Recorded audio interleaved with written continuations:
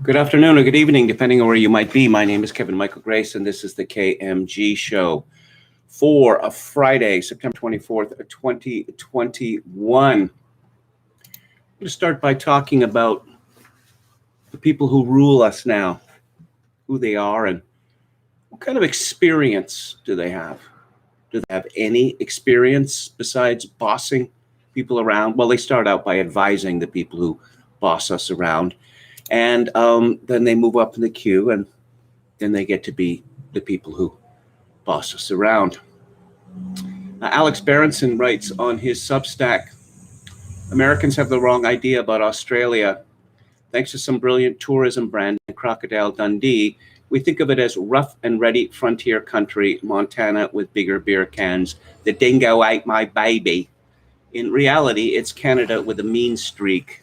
The Karens are in charge, and they are mad. This is Daniel Andrews, Premier of Victoria. Imagine the owner of the hippest coffee shop in town, crossbred with a minor Central American despot, a Somoza maybe, and you get the idea. Anyhow, COVID was perfect for Australia, which has a long and ugly history of trying to protect its borders at all costs. For most of its national existence, it viewed itself pretty much explicitly as a white outpost against the Asian hordes. Not all that much has changed. A few years ago, the Australian government reopened offshore detention camps to discourage asylum seekers from floating on over. Conditions in the camp are less than ideal. I'll have some comments on that in just a minute.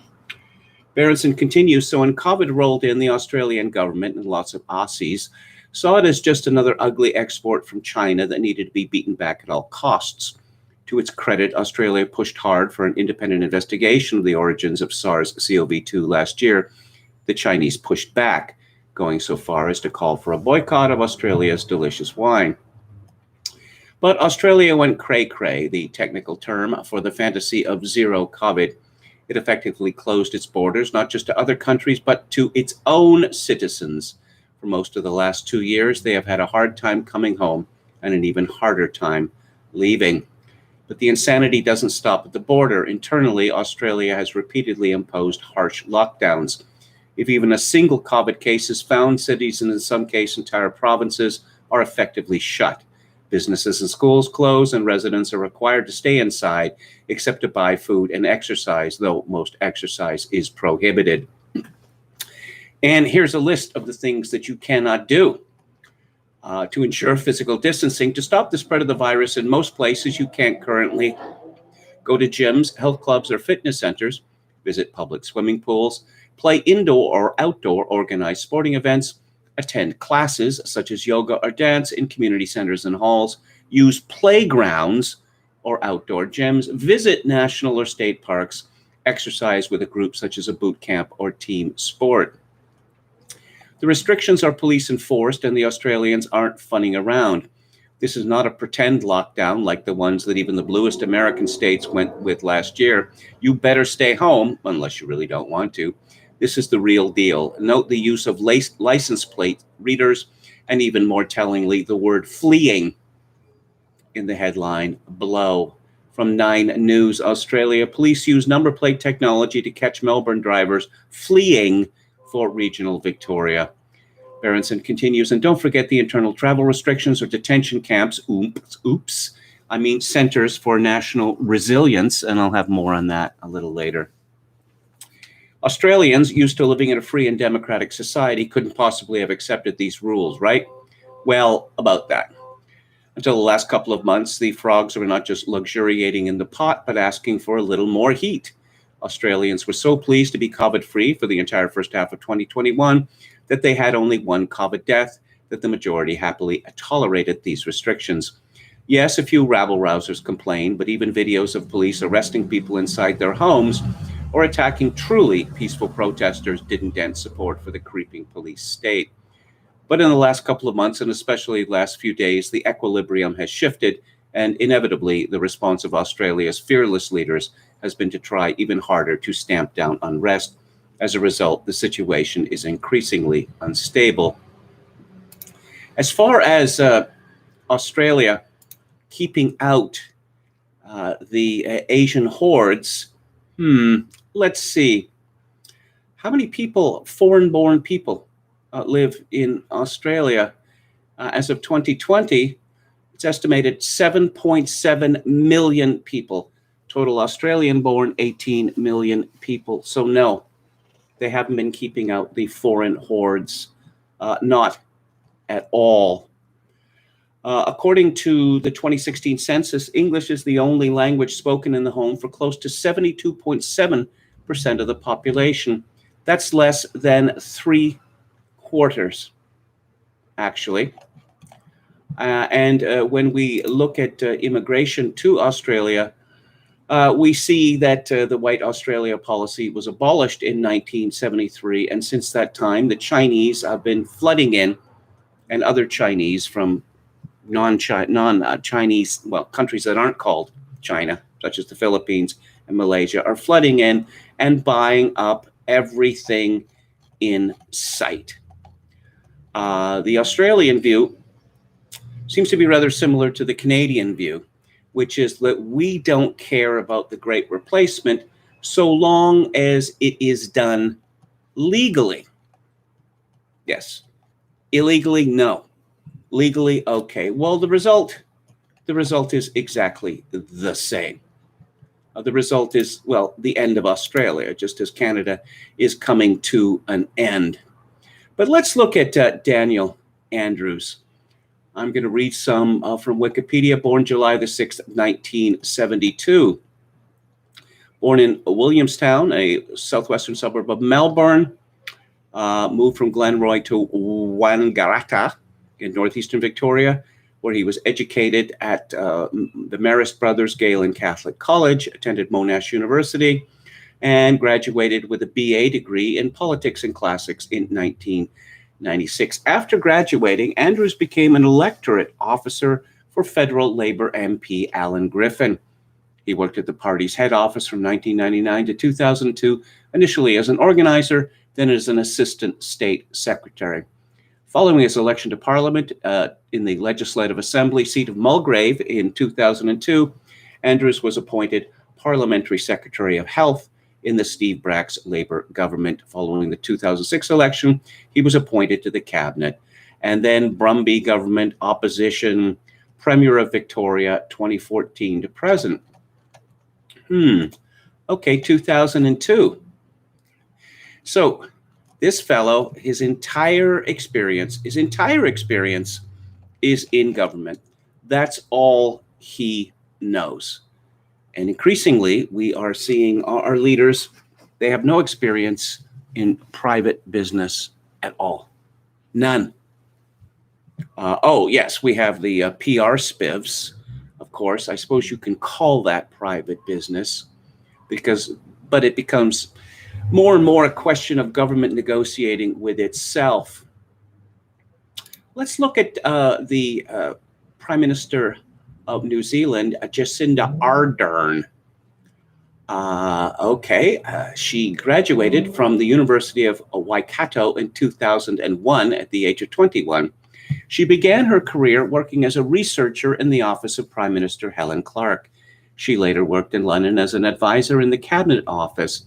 And in 2008, she was elected president of the International Union of Socialist Youth. She was first elected as an MP in 2008. She was later elected to represent the Mount Albert electorate in a by-election in 2017. So here we have another woman who has spent her entire career in government. Well, a government not just of New Zealand, but the government of the United Kingdom as well. She spent, a year in London, where she became a senior policy advisor in the 80-person policy unit of British Prime Minister Tony Blair. Let's look at David Cameron. David Cameron was born in 1966.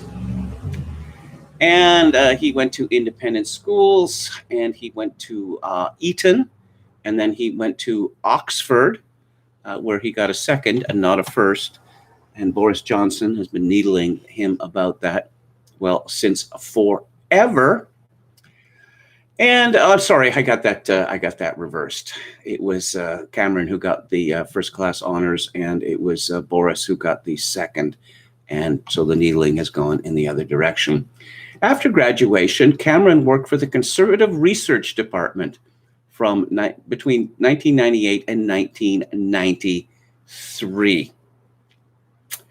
He ran in 1990. He lost his first attempt. But then, let's put it this way, to make it short. Apart from, a year or so working for Carlton TV, where his job was negotiating with the government, David Cameron spent his entire life in politics. And his role with the Carlton TV led to his famous designation by Simon Heffer as a PR spiv, which is a term which I've used many times because it is so appropriate. Let's look at Ed Miliband, a former leader of the Labour Party and leader of the opposition for 5 years. And I'm looking at his official portrait in 2020. And there's something wrong with this man. He was not put together properly. So what has this person done in his life? Well, he graduated from Corpus Christi College, Oxford, and he went on to get a Master's of Science in Economics from the LSE. And after graduating from Oxford, he began working in the media as a researcher to co-presenter. For a year he worked in the media, and then he was appointed policy researcher and speechwriter for the shadow chief secretary to the Treasury, Harriet Harman. So then he moved up in the back rooms, and he was a special advisor to Chancellor Gordon Brown from 1997 to 2002. He spent 1 year at Harvard as a visiting scholar, and then back to the UK. 2004, Gordon Brown appointed him chairman of the Treasury Council of Economic Advisors. And then he stood for election. So apart from a year at a sinecure at Harvard and a year in the media, after leaving school, this man spent his entire life in politics. If we look at Jeremy Corbyn, who was last Labour leader but one, we see him with management positions in trade unions. The man's never been on a shop floor in his life, going back and forth between the official government and the unofficial government. Again, politics. Let's look at I'm going to call him Charles Schumer, because this fellow does not look like a Chuck to me, actually.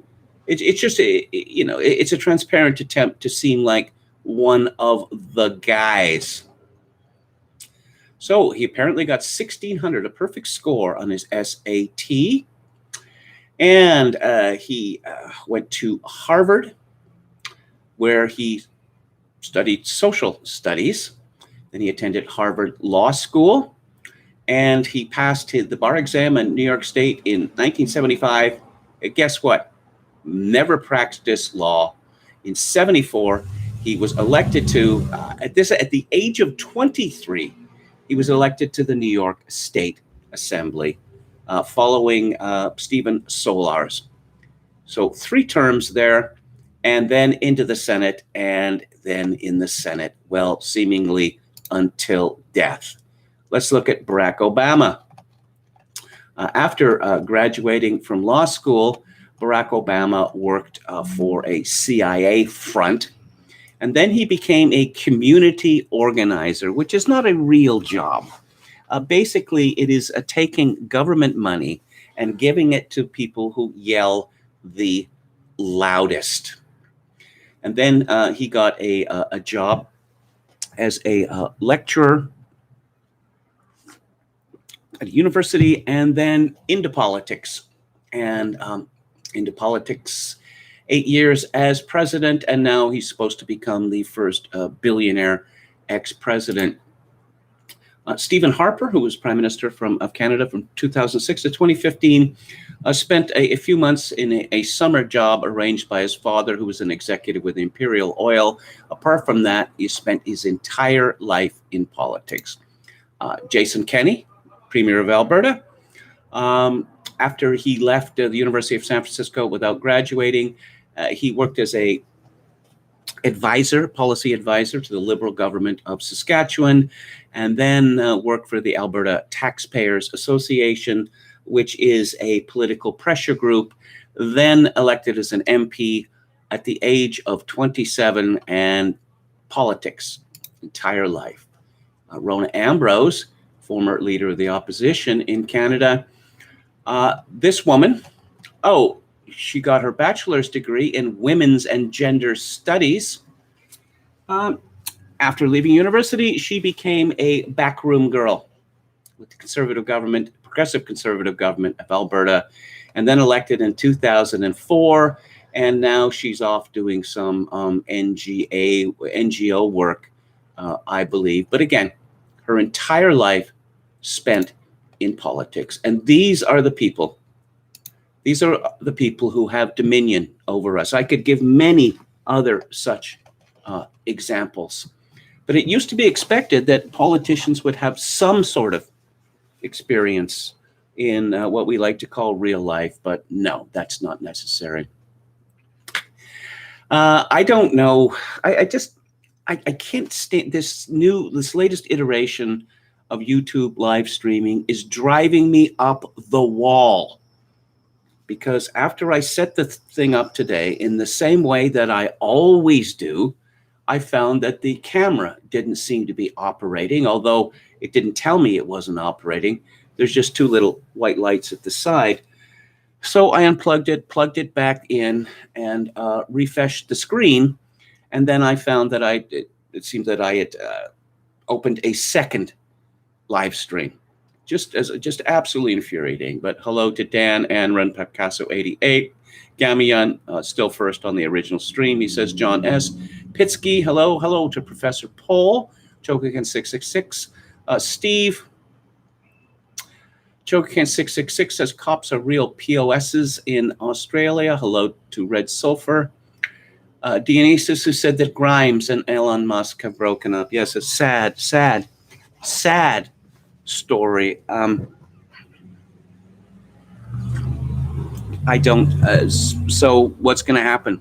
What is going to happen to their child, who is named sine, cosine, hypotenuse, or something like that? Hello to Quachulango. Now they're just sneaking up behind people and pile driving them, says Chogakin 666. Red Sulfur says, ran into an older Jewish couple at the park, fairly normal, but she said we're Jewish about 5 to 6 times. It was quite surreal. Jim Bowden says, hi, KMG in chat. I am from effing Sydney, Australia, the capital lockdown city of the world. The government has gone mad. We are an experiment for the rest of the world. 95 days in lockdown. Hello to Sam B. It's funny. I once knew this conservative politician in Canada, federal conservative politician.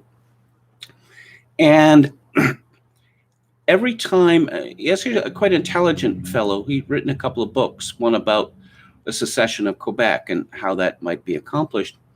And the second time, the first time I interviewed him, he told me that he was 1/4 Jewish. And I thought, yeah, okay. Why are you telling me this? What relevance does this have to anything? And then every time I interviewed him, and I interviewed him several times, he would tell me that he was 1/4 Jewish. And I thought, is he telling me this to forestall some sort of anticipated rant on my behalf? But now for several years, he's been going around telling everyone that he's half Jewish. Hello to Contiki Roulette, who says, this is what happens when you allow yourself to be ruled by beta nerds and childless harpies. Hello to Random Number Generator, who says, hello to my stateless white comrades. Jokin 666, I would say things are extremely ugly in Australia. It rivals any brutal police state that I can remember. Well, it's more brutal than any police state that anyone can remember, because as I like to say, neither Hitler nor Stalin forbade people to leave their houses for weeks at a time. They wouldn't have dared. Let's see, who else do we have in the chat? Oh, No Sleep Till Breezewood, PA says this is the same energy as Aaron Sorkin not knowing a single Reagan voter in his landslide. I know what these people are like, because I ran into a bunch of the ambitious ones back in the early Reform Party days. So the kind of people who, let's say, you final exams at university. So you finished your final exams, and someone goes around the dorm and says, Yard marks as skeepers? Yard marks as skeepers? Yeah. Yard marks as skeepers. And so they go to this one woman's door. Yard marks as skeepers? Oh, no, I'd love to, but I can't. Well, why not? Oh, Stephen Harper is making a speech at some think tank. Okay, but it's going to be on YouTube, right? I mean, you can watch it tomorrow, right? Well, no, you see, I'm live blogging it. That's what kind of people these are. What did Cameron research? Conservatism says no sleep. Kontiki Roulette says all Australians need to make their way to Melbourne this weekend. If they don't die on this hill, they will regret it later. Gamian says, anyone saw based Asian woman on New York subway reaping off explicit dating website and yelling about hostile elites who normalized degeneracy? It was a joy to watch. Red Sulphur says, watched a bit of the PBS NewsHour after abstaining for months, almost puked.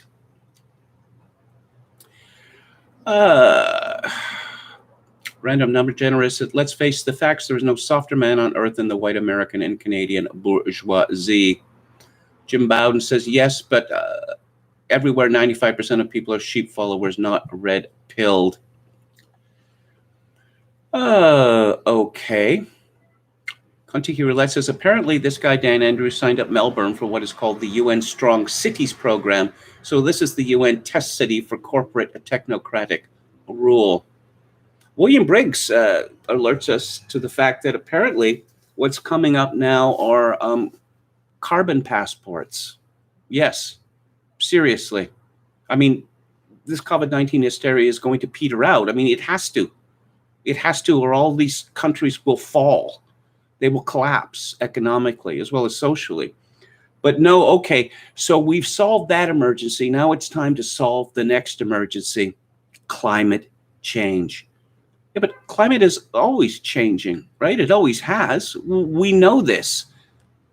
Why did you stop calling it global warming? Here's one fact, which I love this. I love this datum, because it simply disproves the whole notion of anthropogenic global warming. The world cooled between 1940 and 1970, which was the occasion of the greatest economic expansion in human history. But there you go, KMG. Many so-called political leaders are also childless. Rona Ambrose is childless. Jason Kenney is childless. Many such cases.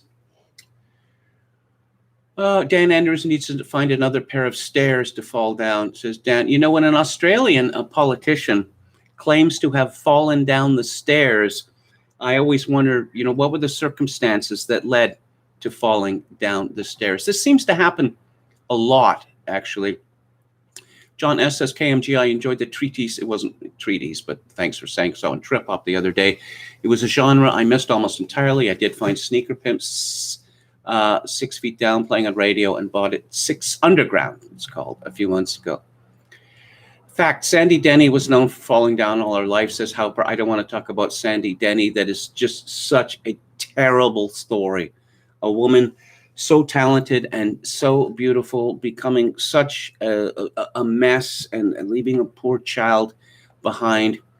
Anran says, what did you think of Pat Buchanan's Hitler, Churchill, and the Unnecessary War? Well, yes, it's wonderful, and I absolutely agree.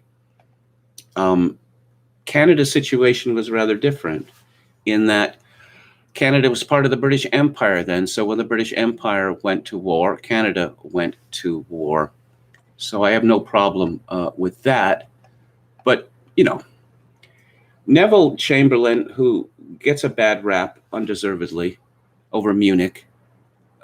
Britain was in no shape to go to war at that time. But later in that year, Chamberlain, as well as the idiot Prime Minister of France, gave a military guarantee to Poland, and neither country was in any position to do anything about a German or Russian invasion of Poland. And this dragged Britain and France into World War II. Jim Smith says, congrats KMG for the point about Charles Chuck Schumer, much like William Bill Crystal. Gamian says, where is Crow House now? He predicted everything that's happening now. Let's see. Who else do we have here? Thank goodness it's Friday, Kevin. You'll get a break from the stress of dealing with technical difficulties until next week. Picasso88 says, KMG, did you see the story about Global News faking COVID death numbers in Alberta? No, I did not see that. Sandy Danny, oh dear, oh dear, oh dear. William Hicks says, where did the additional 25% Jewishness come from? I'm intrigued. I have no idea. This fellow, his name is Scott something or other. His family owns a chain of stores in Quebec, mostly Quebec, called Giant Tiger. I mean, it's a well-known outlet, you know. But he just kept saying that to me, and I thought, okay, you know, I don't. Scott Reed, that's the fellow's name. As I say, he's a very intelligent person, but just a strange fascination with that. Okay, the EPA and Energy Department can't fix a single radioactive waste contamination site like West Lake near St. Louis, but somehow we're supposed to believe they can save the Earth from climate change, says William Hicks. Red Sulphur says, I much prefer Amalia Rodriguez's voice, the Fado Queen from Portugal. Climate lockdowns and carbon social credits, says Dan. Okay, so I promised that I would have, let's have some comments from Berenson's Substack. Carolyn writes, I've been watching Australia and what is happening over there. It has never been about safety or public health. I'm afraid that the dumbed-down, virtue-signaling woke masses that subscribe to American Marxism will accept a new world order without so much as a flinch. Some in our circle of friends, we live in Western Washington State, 20 minutes from Portland, are highly educated and seemingly smart people, think PhDs, MDs. To our utter surprise, 3 couples whom we had been friends with for 20 years decided to stop associating with us at all because we were questioning the mask mandates. We were trying to discuss the science with them or the lack of it, and rational thought is this type of total compliance that scares me the most. People who question the regime are considered dangerous. Well, yes, indeed. You're not an expert, so how dare you say that you were looking at the evidence yourself? People look at the evidence for everything they do in their lives. Before people buy a meal, any kind of meal, or prepare a meal, do they consult the Canada Food Guide every time? No, I could give many other such examples. Let's see. COVID Curious says, one of my close friends over 10 years is an MD with one of the largest private practices. A mini hospital is religiously anchored in COVID vaccine science. When I share counter arguments and or data, he dismisses them. For example, I'll ask, why is India's infection and death so low? And he'll respond, I'm sure there's something wrong with their data.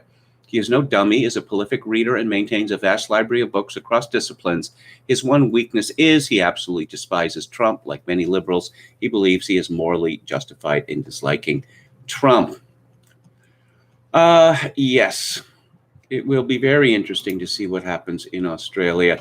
But let's talk more about, the people who rule us, people who aren't elected necessarily, people like Anne Applebaum.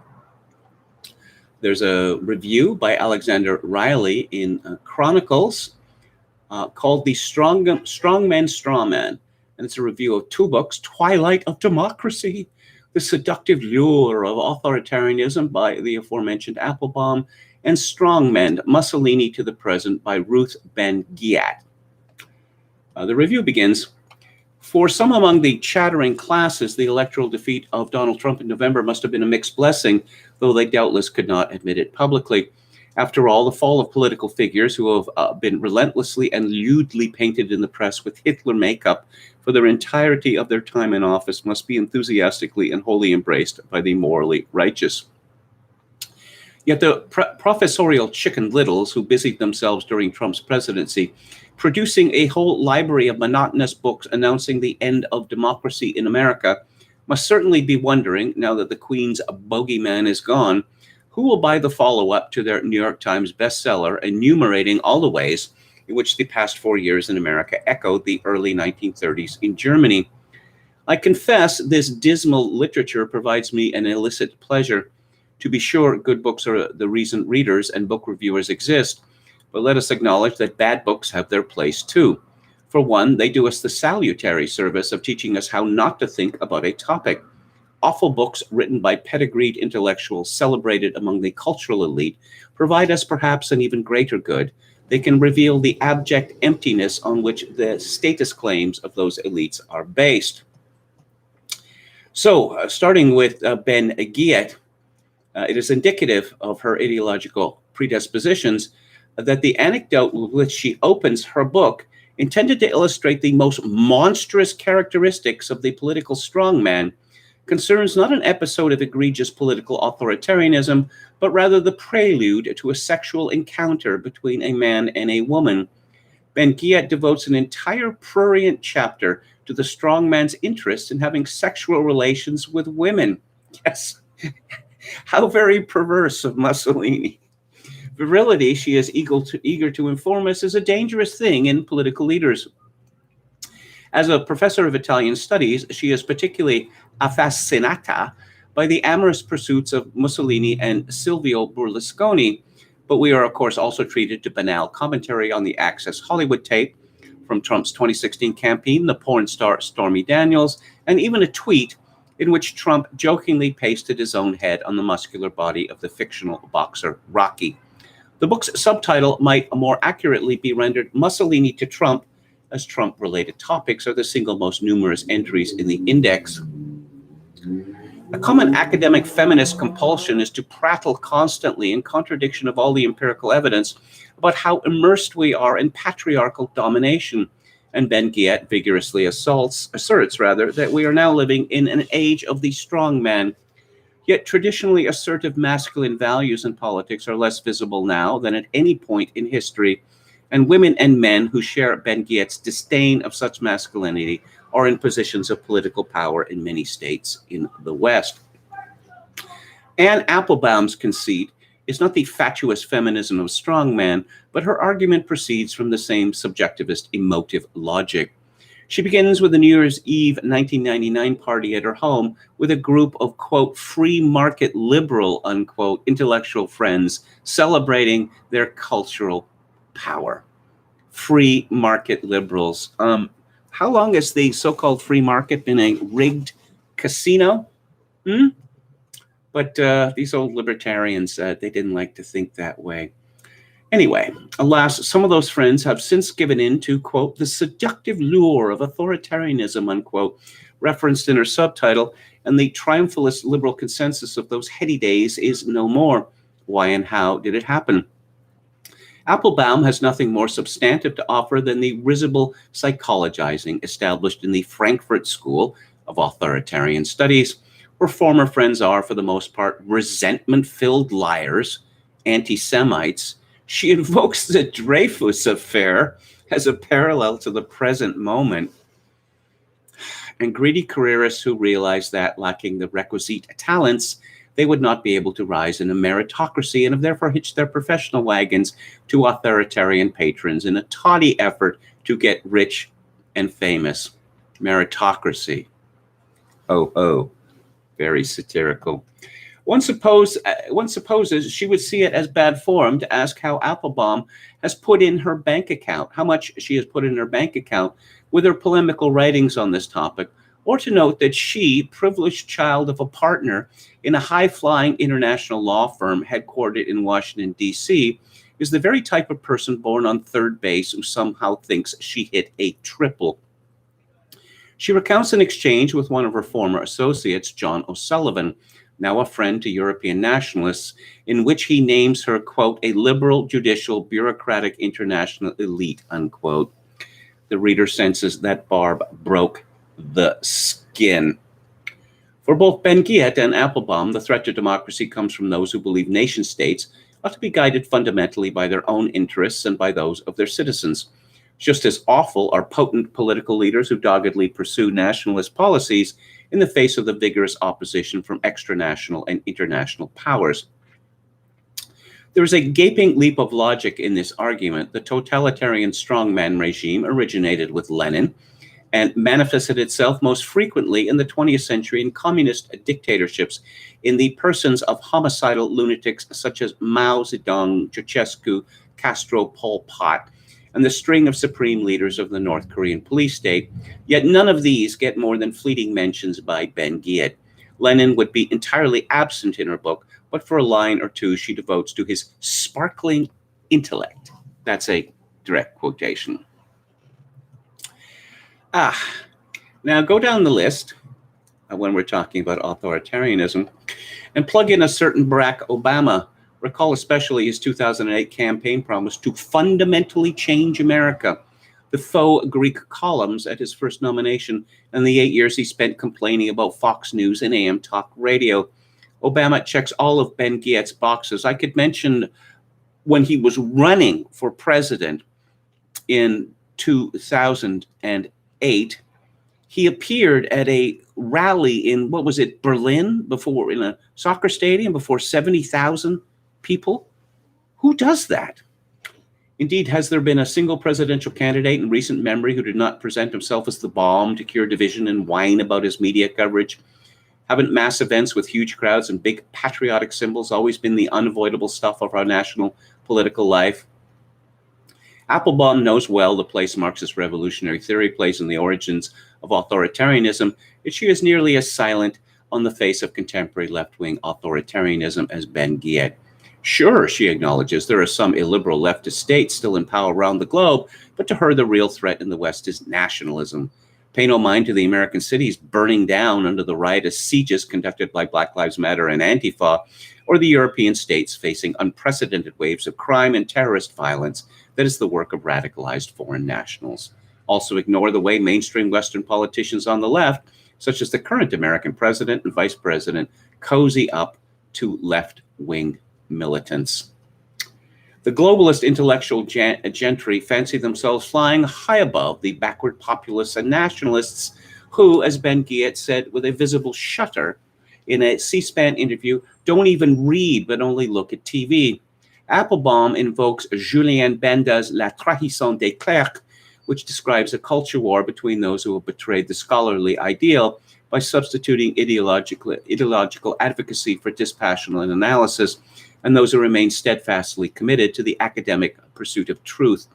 Everything in these two books locates their authors among the traitors to the traditional academic ethnic. Yes, I've read Benda, and when Benda spoke of the clerks or the clerics, Anne Applebaum was what he was describing.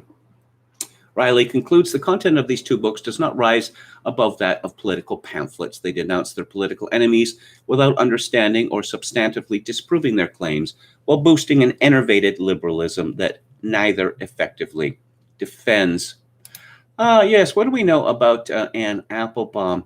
Well, she went to the Sidwell Friends School, which is as elite as you can get in Washington, D.C., graduated from Yale, and then from the LSE.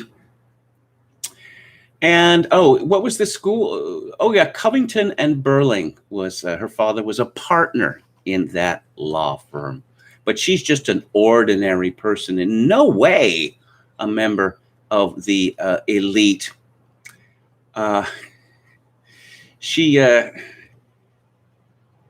She wrote several books about communism,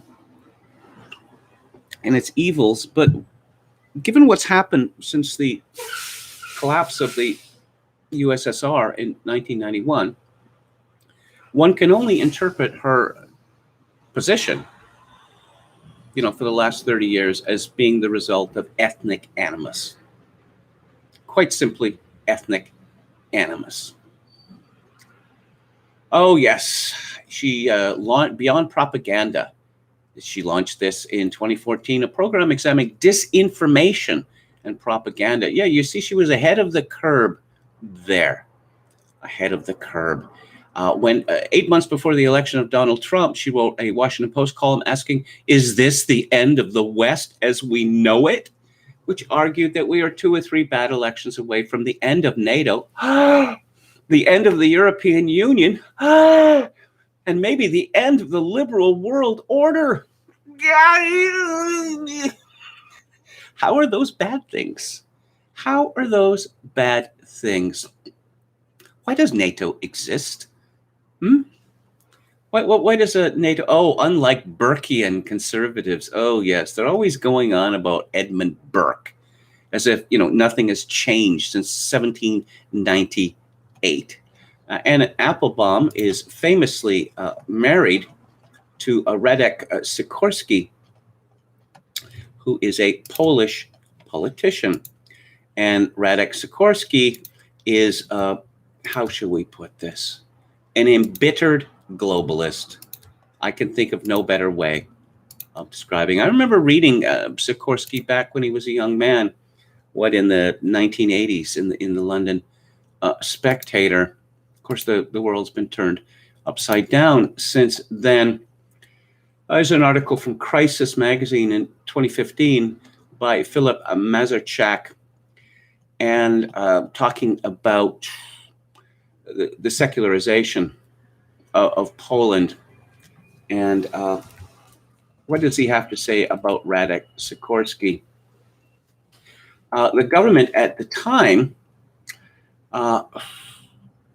Komorowski's last major activity as president, he signed into law a very permissive law on in vitro fertilization, allowing for the creation of 6 embryos, most of which die for each procedure. This is one of the ghastliest things I've ever heard, but it's just completely acceptable. Although the Polish bishops publicly threatened MPs who supported the bill with excommunication, prominent civic platform politicians said they didn't see the law as interfering with their faith, which is a very telling thing for them to say. Foreign Minister Radek Sikorski arrogantly wrote on his Twitter account that he doesn't care if he is excommunicated, which is a funny thing for a Catholic to say. And I just wondered to the extent that Anne Applebaum has influenced Sikorski. Here we have from EU Observer, and this is from May 2020. Poland's ruling party chairman, Jarosław Kaczynski, is trying to turn the country into a Roman Catholic dictatorship, Poland's former foreign minister has said. He wants to create a Catholic state of the Polish nation. His vision of that is that of Salazar, or rather Franco, but adding strong support from the U.S., said Sikorski, who's now an MEP with the Civic Platform. Kaczynski, thinks he's creating Bavaria, strong traditions and a modern economy, but actually what might come out of this is Franco's Spain. Oh, Kaczynski is very anachronistic. He's very 1970s, Sikorski said. Oh, do you know how weird Kaczynski is? Sikorski asked. He doesn't have an internet account. He doesn't have a driver's license. He's never been abroad, except as prime minister, and he lives alone with his cat. Is that a terrible thing for men to do? Or because women, you're not supposed to call them cat ladies. But yes, globalism reaching across boundaries, across a mighty ocean, the powerful partnership of Anne Applebaum and Radek Sikorski, embittered globalists of both. Let's see what Jim Kunstler has to say today. Time, the saying goes, is nature's way of making sure that everything doesn't happen at once. So now maybe we're at the event horizon where nature is suspended because everything seems to be happening at once. The weeks ahead will determine whether we are a coherent society that can function on the basis of a firm consensual reality or just a convocation of battling narratives designed to conceal anything that quacks like truth, all veering toward failure. Up to this afternoon, Friday, for instance, the results of the Maricopa, Arizona election audit. The New York Times has declared a preliminary draft of the audit a capgun ending to an inquiry whose backers hinted would turn up a cannonade of fraud. Their conclusion, Joe Biden won the 2020 election fair and square. That would be momentous if true, but is it?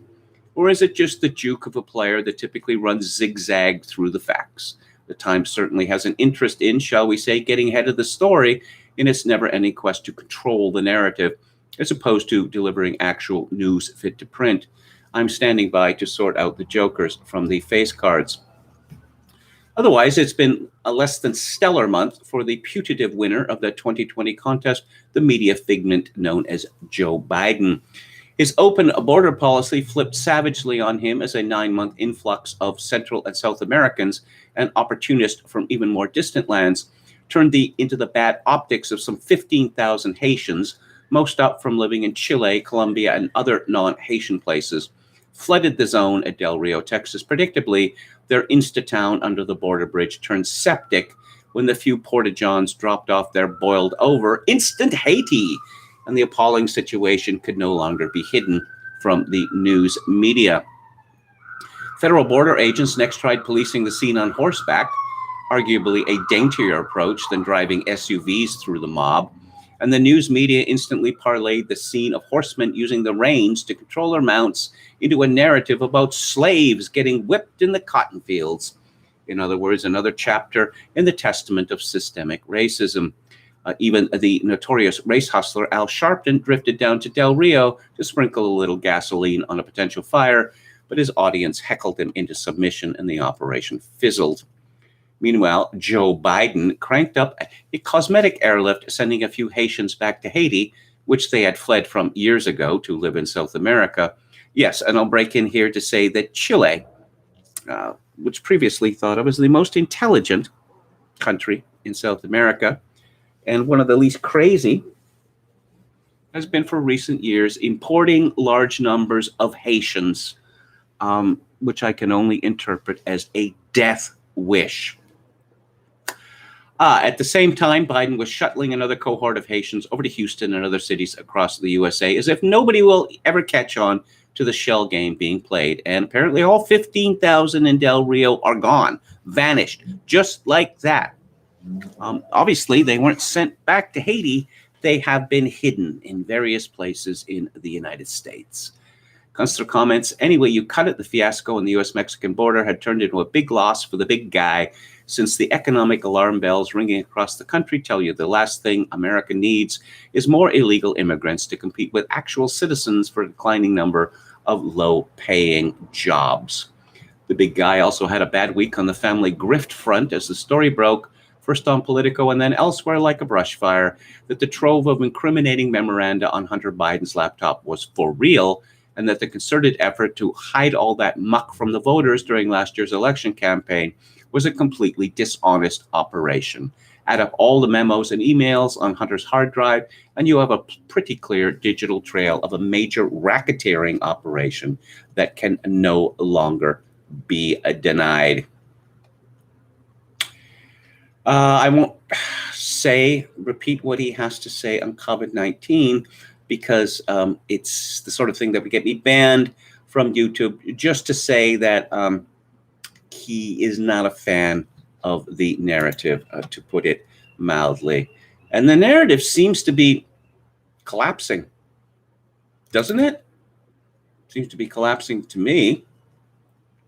Paul Silvestre has an interesting or informative article on VDare about the February 6, 1934 crisis, which enabled a leftist coup that caused the fall of France. Sound familiar? Two sensational crime stories accelerated the Third Republic's internal collapse. I suppose that's why Hunter Biden's sensational crime story must be suppressed, because they've seen what's happened in the past. after a prostitute named Violette Nozière used prescription sleeping pills to murder her father. The right denounced her as an example of the Third Republic's degeneracy, while the French Communist Party lambasted capitalism and its allure for digging Violette to murder. Both sides were then well primed for an even bigger case, the Stavisky Affair of 1933 to 34. A Polish Jew born in the old Russian Empire, Alexander Stavisky was a fraudster and embezzler who came to the attention of authorities in 1927. He and his accomplices had stolen millions of francs. He posted bail almost 20 times. An incumbent senator and a former minister of justice kept him out of jail. Like Jeffrey Epstein, Stavisky had powerful friends and likely compromising information on some of them. Facing trial in 1933, he fled to Chamonix and there committed suicide in 1934. Rightist newspapers and opposition parties suggested that he was suicided to keep powerful people safe. Prime Minister Édouard Daladier of the Radical Socialists responded by silencing dissent. One of those silenced Paris prefect of police, a rightist Corsican named Jean Chiappe. He was fired. Angered by this injustice, rightists from groups such as the Cross of Fire and the monarchist Action Française marched on the city and reached the Place de la Concorde. For 6 hours, protesters tore up benches and dug up the ground to hurl projectiles at mounted police officers. Some stabbed and slashed the police horses. Frightened politicians of the Chamber of Deputies fled their offices. When it was over, about 14 protesters lay dead in the streets. As Crocodile Dundee might say, what happened in Washington, D.C. on January 6th was not an insurrection. This was an insurrection. And what this led to was, well, sort of ongoing civil war in France, which led tragically to a great number of people on the right in France embracing the Nazi occupation. Silvestre concludes, as with the history of February 6th, the narrative is set in the United States, and it is enabling what is in effect a communist coup. There's a piece on Revolver, Don't Fall for the FBI's Civil War Trap. This is by Scott Greer. Right-wingers of all stripes can never get enough of talking about the supposed civil war on the horizon. This topic got a boost in attention over the last month following America's chaotic withdrawal from Afghanistan. Some saw the Taliban's defeat of the globalist American empire as a sign fed-up patriots can do the same in Appalachia. Comedian Sarah Silverman further sparked discussion last week on civil war after she called for a national divorce. Many conservatives praised her for sharing this bold idea with the masses. They believe a peaceful national divorce is the only realistic option going forward. However, the conditions for a civil war don't exist in America. There's too much prosperity, a very powerful government, an overtly content population, lots of bread and circuses, and no institutions or leaders to bring forth a separation. Some readers will probably disagree with these arguments and insist civil war/national divorce is a viable option.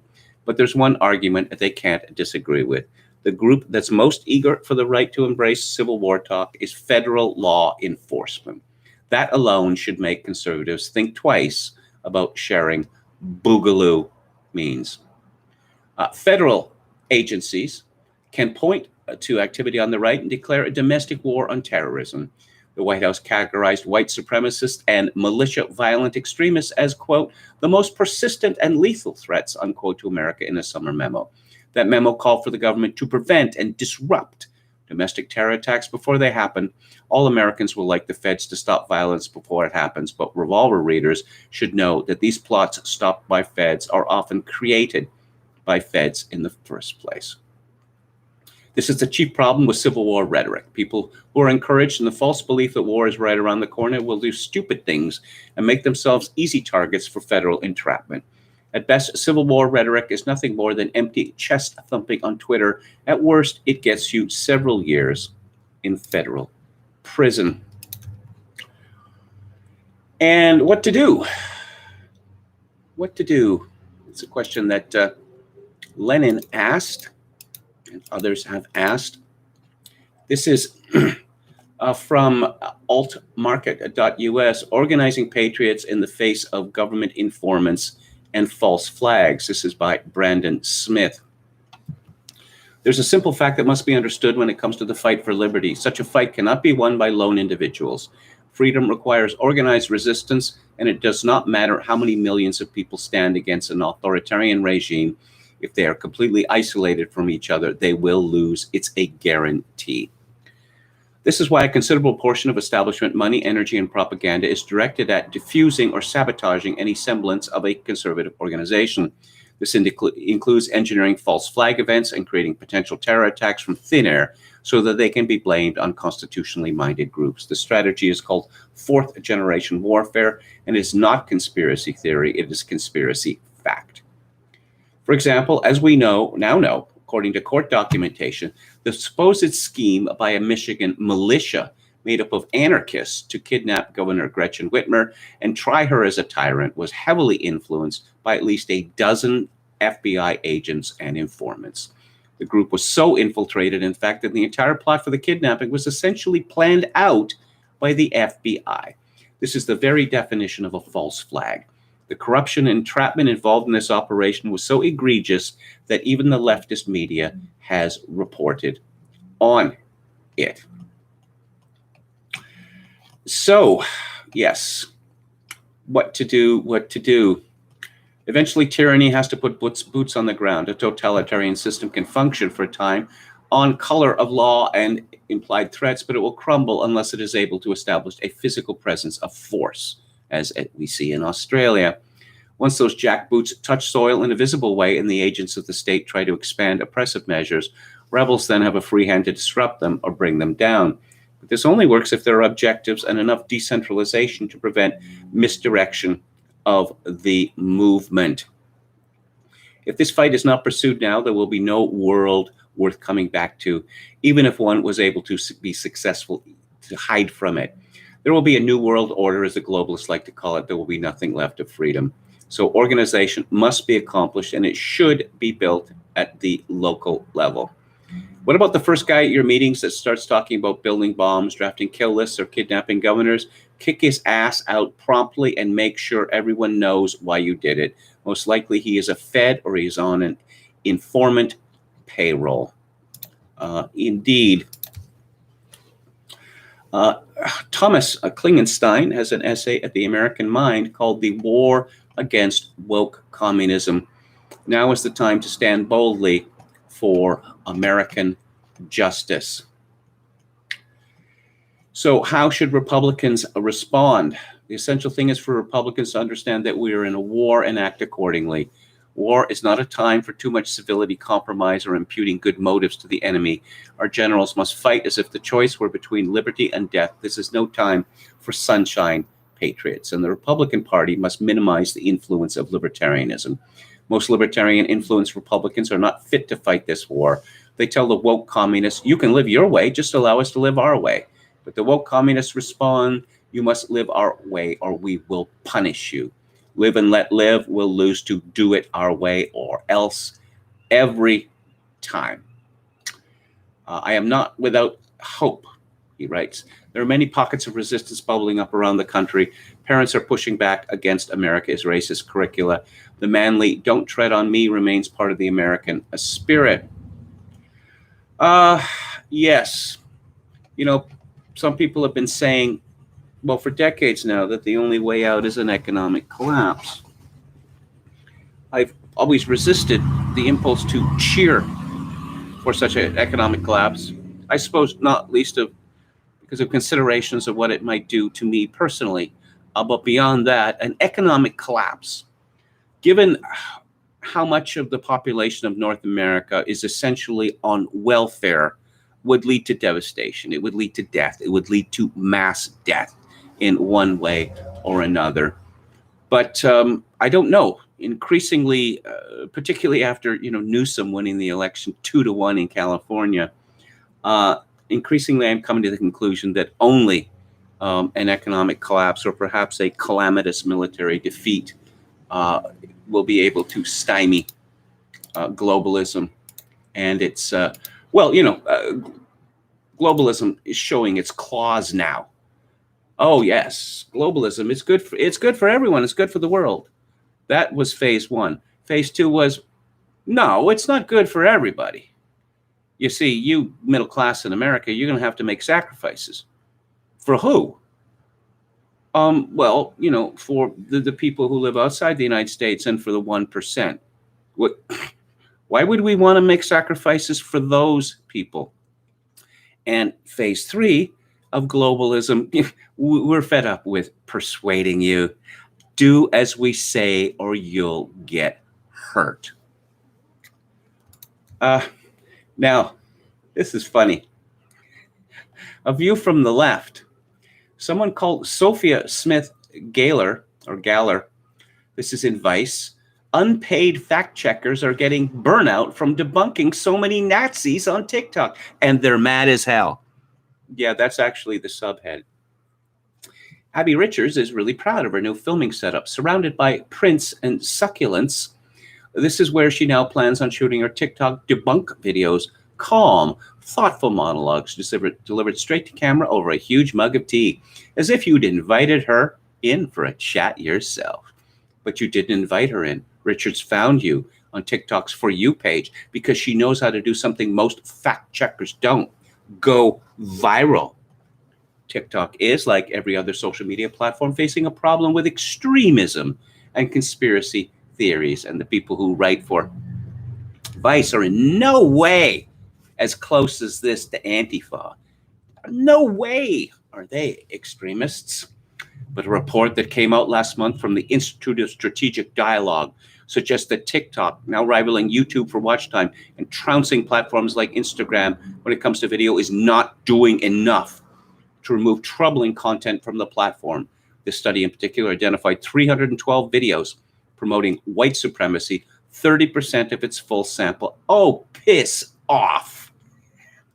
30% of the videos on TikTok are white supremacist videos.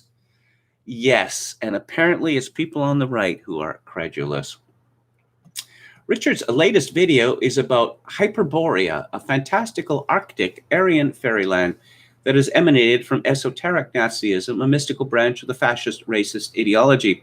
Hyperboreans were a mythical people who lived in the northernmost parts of the planet and were white with blonde hair and blue eyes, a race that neo-Nazis want to restore. A TikToker made a video about it, claiming that it was real, that school will never teach you this, and it received over 1.1 million likes. Oh my God, it's the end of the world. Richard says in her video, this stuff is racist and anti-Semitic, but coded enough that people will engage with it like it's just a story. TikTok knows it's Nazi shit. That's why they banned the Hyperborea hashtag. They just forgot to ban all the adjacent ones. It's true. You can't search Hyperborea, but you can search Hyperborean, Hyperborea Hyperborea, and countless other options. Again, it's the end of the world because the number of potential recruits for a movement that wants to reconstruct a mythical Arctic paradise, well, it's endless. It's endless. So, yes, while the Institute of Strategic Dialogue, who are these people? The Institute for Strategic Dialogue. Let's find out. This is a very powerful organization. Partners, Anti-Defamation League. That's one. Combating Terrorist Center at West Point. Demos. The German Marshall Fund Alliance for Securing Democracy. Let's see, and a whole bunch of, the McCain Institute, Ontario Tech University, which is where one of Canada's leading anti-Nazi women has a perch. These are mostly CIA fronts, these groups. Funders, the Bill and Melinda Gates Foundation, the British Council. Let's see. The Ahmadiyar Group, the National Democratic Institute, which is a CIA front as far as I know. The Open Society Foundations. Our old friend George Soros. United States Institute for Peace. There are so many CIA and DOD fronts on this list. Well, what can I say? The government of Australia. The Council of Europe. The government of Denmark. the government of, well, Australia again, the government of Holland twice, the European Commission, the government of Finland, the government of Germany, the government of Germany, the government of Germany, the government of Canada, the London Mayor's Office, the government of the Netherlands again, the government of New Zealand, the government of Norway 3 times, Public Service Canada, Canadian government's in there twice, 3 agencies from the government of Sweden, the Swiss government, 1, 2, 3 agencies of the British government, the UN twice, the United States Department for Homeland Security, and the US State Department. And from the private sector, Audible, Facebook, GIFCT, Google, Jigsaw, Microsoft, and YouTube. So you can see this is a wholly disinterested organization, which is in no way a tool of globalism, George Soros, the CIA, the Department of Defense, and other allied institutions. You know that you can trust them. But they have a monopoly on the truth. This is from the Star News Network. And hang on, just let me zoom the size here. A far-left group funded by radical billionaire George Soros submitted a letter to the Federal Communications Commission calling for Republicans to be murdered. The group in question is Free Press, which is funded by Soros's Open Society Foundation, as well as the Center for American Progress, the Tides Foundation, and other far-left organizations. Free Press, whose stated goal is to reshape media in the United States, submitted a letter signed by almost 5,000 of its members. Free Press's letter called for the FTC, quote, to investigate its own history of racism and examine how its policy choices and actions have harmed Black people and other communities of color, unquote. But at one point in the letter, the following question was asked, quote, are we going to have to shoot Republicans to reclaim our democracy? But we're the extremists. I suppose one way that we prove our extremism by reporting on things that are really best forgotten. This is from Robert Spencer at PJ Media.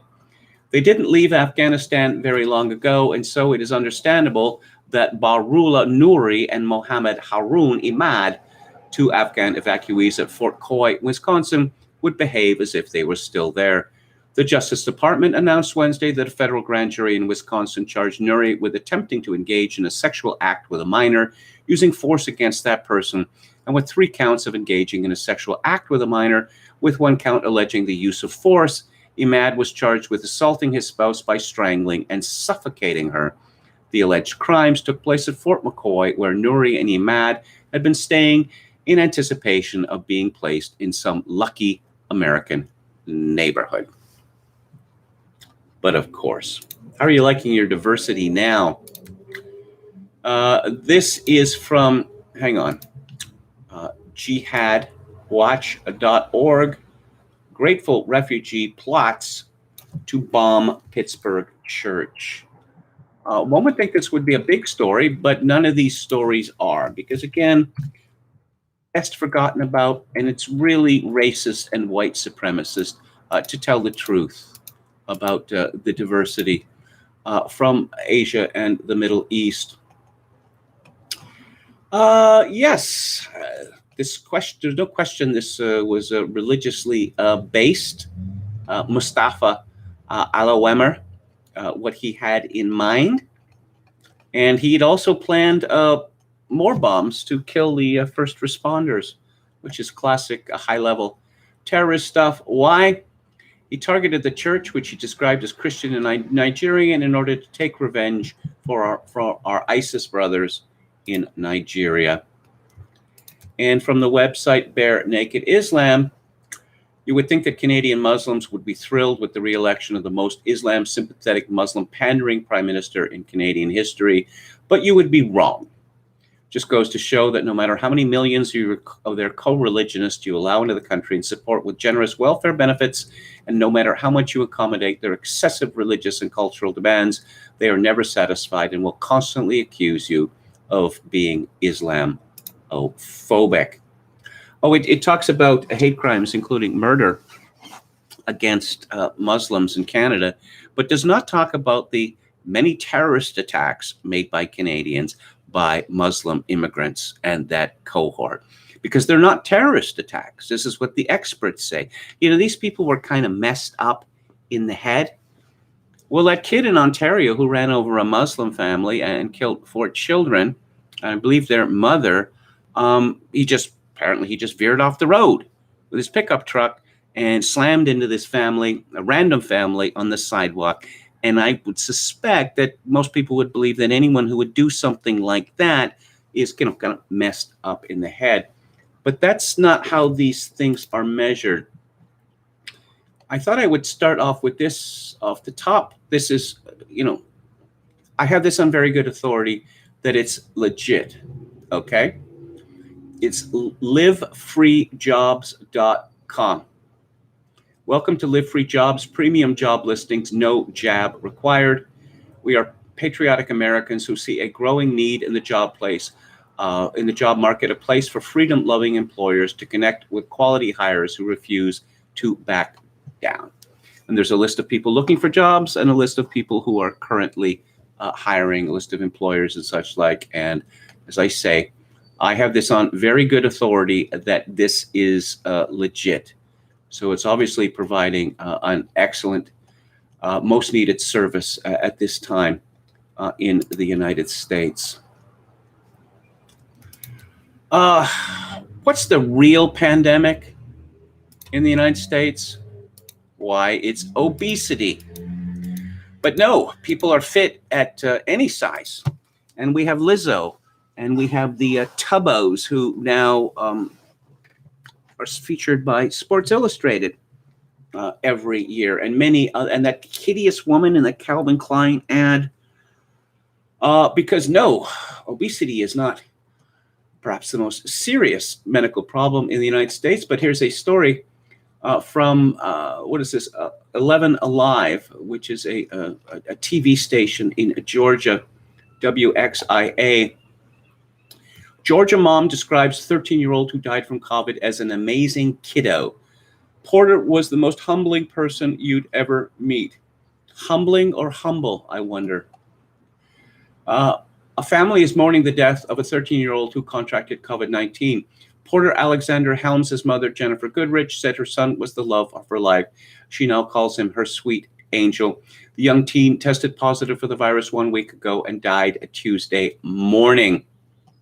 Well, the death of a child is always sad, but there are many pictures and videos of this unfortunate child in this story.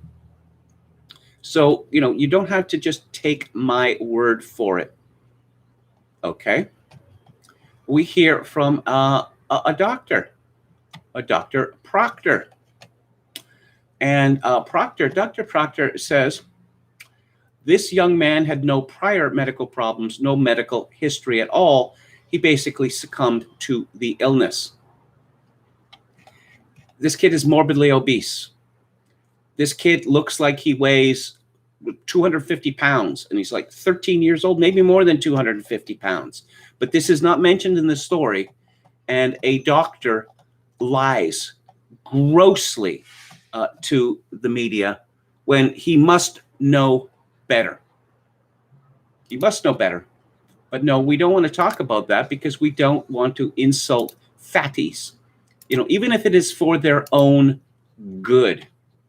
Of course, cigarette smokers have been bedeviled for decades, but they're evil. Marijuana smokers, the best people in the world. People who are morbidly obese, fit at any size, also no fat shaming. This is from Paul Bois at Breitbart. Another negative consequence of the coronavirus pandemic was a sharp increase in childhood obesity, according to a recent report from the CDC. Examining 432,000 adolescents aged 2 to 19, the CDC determined that children had doubled their body mass index since the start of the pandemic, during which they were subject to lockdowns and social isolation. The COVID-19 pandemic led to school closures, disrupted routines, increased stress, and less opportunity for physical activity and proper nutrition, leading to the weight gain among children and adolescents, the CDC accurately noted. Yes, the BMI index approximately doubled. Children already suffering from obesity prior to the pandemic reportedly experienced the largest increases in weight gain between the months of March and November 2020. For instance, the CDC discovered that persons with moderate or severe obesity gained on average between 1 and 1.2 pounds per month, resulting in a 6.1 to 7.3 pound increase over a period of 6 months. Children with healthier BMIs saw a 2.7 pound increase over the same period of time. I suppose, it's difficult when your children are banned from going to school, banned from going to the park, banned from, doing anything, or even leaving the home. I mean, you could always tell them just walk up and down those stairs, 100 times, because they have to get some exercise. If they keep shoving their face with junk food and getting no exercise, eventually they're going to explode or die of COVID, which is a disease that everyone is going to be exposed to. Have you noticed the phenomenon of these mobility scooters just becoming ubiquitous and clearly being used by people who are not disabled in any way except for being morbidly obese? I was walking to Save on Foods yesterday, and there was a fellow ahead of me on the sidewalk. This fellow looked like he was, late 30s, 40 years old. He was in a mobility scooter. He must have weighed 400 pounds. And he was wearing shorts, of course. And so, it's a chicken egg kind of situation. Did his weight blow up because he was in a mobility scooter, or is it a mobility scooter because he's morbidly obese? I've thought this for years and years and years, that the majority of people in these mobility scooters simply are too lazy to walk anywhere. Today, in front of 7-Eleven, I saw a couple. They appeared to be, Central American, let's say, and they were pushing 2 children, in pushchairs. And then on closer examination, one of them was not a toddler. This kid looked like he was somewhere between 8 and 10 years old, and he already seemed to weigh, 100 to 175 pounds. I mean, imagine pushing an 8 or 10-year-old in something that's meant for, like a 2-year-old. Wouldn't there be a level of embarrassment there, or do children not care about that sort of thing anymore? Shocking news from television today. This is from Daniel Daddario at Variety. A planned interview with Vice President Kamala Harris on The View was derailed Friday when 2 of the show's co-hosts were asked to exit mid-broadcast because they tested positive for COVID. At the start of the show's second segment, a producer asked Ana Navarro and Sonny Hostin to exit the stage. More information later. It's a tease, the producer said as Navarro and Hostin walked off stage. The producer then told Joyce Behar to introduce Harris before reversing herself and encouraging Behar to move on to the show's other hot topics. She eventually threw to commercial. At the top of the next segment, Behar told the audience that Sonny and Anna both apparently tested positive for COVID. Behar suggested that these were breakthrough cases and told viewers that both Navarro and Hostin were vaccinated. Oh, breakthrough cases. But that's a conspiracy theory because the vaccine is 99.5% effective. Oh, dear, Ana Navarro. I'm worried about that woman. She is obese. She's in her 50s.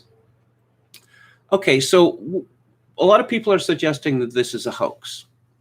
Now, under normal circumstances, these are famous people, and so especially among women. And breakthrough cases. Wait a minute. So maybe the vaccine isn't as good as we've been told. It's going to be spun the opposite. It's going to be used to batter the rest of us with, you have to get the vaccine. Why? To protect the vaccinated. What? Yeah. Well, you're saying that the vaccines don't work. Oh, yes, they work. But why would I have to get vaccinated? To protect the vaccinated. Oh, okay. We're going to go down that route. Are we? Other people suggested that the interview couldn't have been done live because Kamala Harris needs someone whispering in her ear the whole time. So, in in Fight the Power news, and yeah, Black brothers, I mean this sincerely. This is from Eddie Ascari at The Federalist. Black Lives Matter is threatening an uprising against racist vaccine mandates. Yes. It's a rule in the national media that vaccine hesitancy is worthy of shame and scorn right up until it collides with their most precious cause, the Black Lives Matter movement. Hesitant white nurses, outcast. Hesitant white Facebook moms, shun. Hesitant white Trump supporters, guillotine. But there's oddly been no prescription, that should be proscription, for the Black Lives Matter crew in New York who are accusing the city of racial discrimination by mandating vaccines for public indoor activity. Hank Newsom, the co-founder and chairman of BLM Greater New York, was quoted Saturday in the New York Times saying that restaurants are using vaccine mandates to enforce their racist beliefs in excluding Black patrons. At a protest Monday in front of the New York restaurant Carmine's, Chivona Newsom, also a co-founder of the group, said of the vaccine mandates, quote, "What is going to stop the Gestapo, I mean the NYPD, from rounding up Black people, from snatching them off the train, off the bus," unquote. Wow. Unlikely allies. And let's see. In medical hero news, this is from Sharon Lerner and Maya Hibbert at the Intercept. Leaked grant proposal details high-risk coronavirus research. The proposal, rejected by U.S. military research agency DARPA, describes the insertion of human-specific cleavage sites into SARS-related bat coronaviruses. Oh, yes, our old friends, the EcoHealth Alliance, which did not respond to inquiries about the document, despite having answered previous queries from the Intercept about the group's government-funded coronavirus research. The group's president, Peter Daszak, acknowledged the public discussion of an unfunded EcoHealth proposal in a tweet Saturday. He did not dispute its authenticity. Yes, in medical arrogance news, in just absolutely, well, pretty much unbearable medical arrogance news, this is from Ian Hanchett at Breitbart during an interview with CBS's The Takeout podcast recorded Wednesday and released Thursday. White House Chief Medical Advisor, Dr. Anthony Fauci, defended the NIH funding research at the Wuhan Institute of Virology and said that, quote, "The only regret is that what it has caused right now is such a degree of distraction," unquote, "from combating the pandemic." You mean the distraction in the dark, terrible suggestion that, oh, yes, this is the man who's saving us from COVID catastrophe. He's the man who created the catastrophe. But wait, there's more. This is from Myrid Elordi at the Daily Wire. After more than a year of being in the spotlight, that Dr. Fauci is getting his own documentary. The glossy National Geographic documentary will cover Fauci's work on the coronavirus pandemic, as well as his work searching for a vaccine to fight the HIV/AIDS epidemic. Are they going to seriously attempting to turn the disaster of HIV/AIDS and particularly AZT, are they going to try to make this a plus for Fauci? The New York Times, which published a glowing piece on the documentary titled "Dr. Fauci, Movie Star," prompted scoffs Thursday from critics of the chief medical advisor to the president. Fauci talked to the Times about being a target of firestorm of the crazy far right and extreme far right QAnon jerks. Yeah, this is your crazy conspiracy theories. No, wait. That Fauci is responsible for paying for research that created SARS-CoV-2. Some good news from the Star News Network.